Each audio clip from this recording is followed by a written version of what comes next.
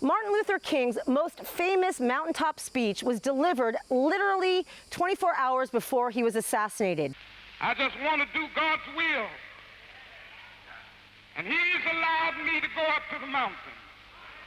And I've looked over and I've seen the promised land. But did you know the speech was more than just a dream? It was based on reality as he and his wife Coretta Scott King came to Israel in 1959. And here I am standing in the Coretta Scott King Forest, which was donated to her by the Jewish National Fund. And as you're going to see in this next report from the forest and from Martin Luther King Street in Jerusalem, you can see why his vision for the future was more than just a dream. It was a reality of going to the promised land, something that we can make come true today. And I'm so happy, as always, to be joined by my good friend, Ruth Pauline Plummer of the Covenant Daughters Television Network, and so much more. Thank you. It's so good to see you. It's always so good to see you and to be with you. I enjoyed. I was looking forward to this, actually. Me too, because I didn't get to spend quality time with you during this trip. We spent a lot of time with this group of over 100 women, faith leaders, business leaders, spiritual leaders, the First Lady of Martin Luther King's organization, the SCLC. Talk about this trip and why it was so important, not only for you and the women, but also, energetically.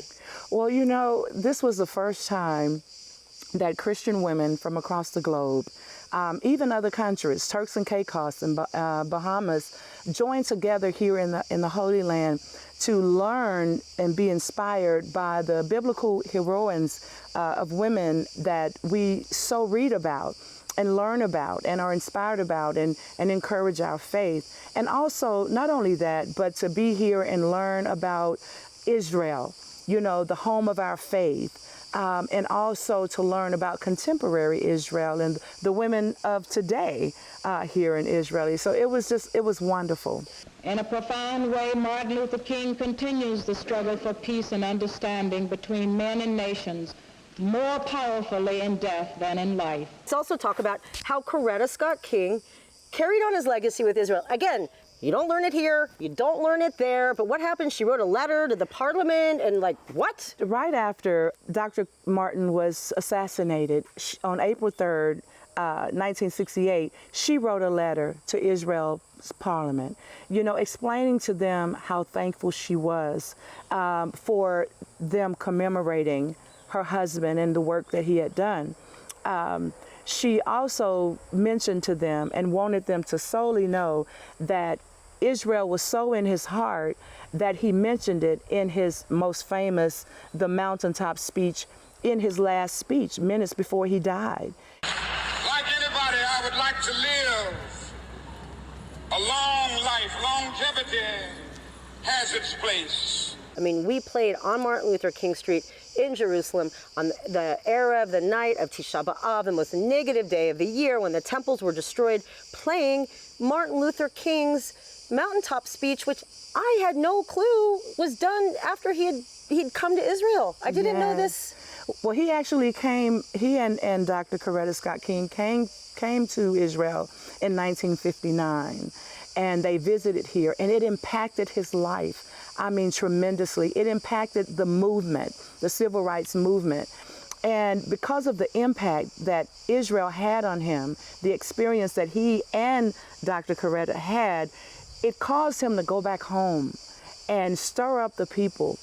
I may not get there with you, but I want you to know tonight that we as a people will get to the promised land. What I understand that to be is not something metaphorically, because the promised land is an actual land. And it's an actual promise that God made to the people of Israel. And to us, it's hope, meaning that God kept his word.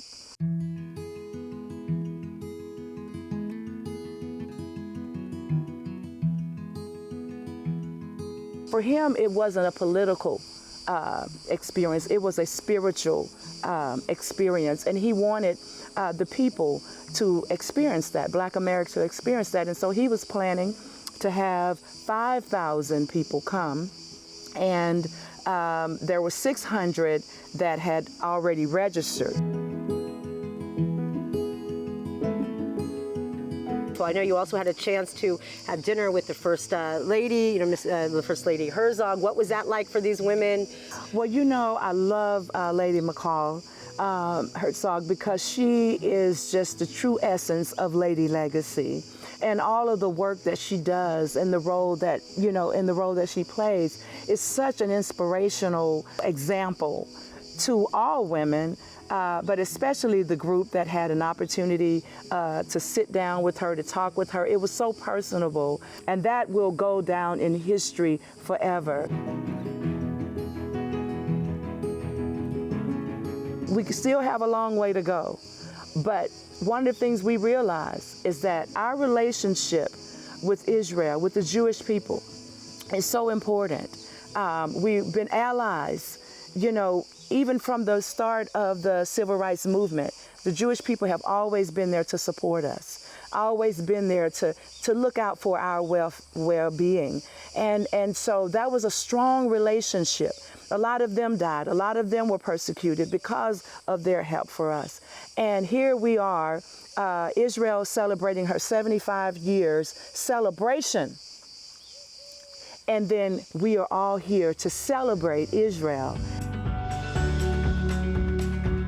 We just want Israel to know that we're here to bless them and we love them. How lucky and are as we? a people, we were not a people, but we were made a people, just like the Israelites and the Jewish people.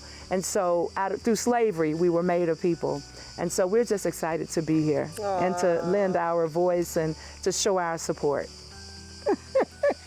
I love you, girl. I love you too.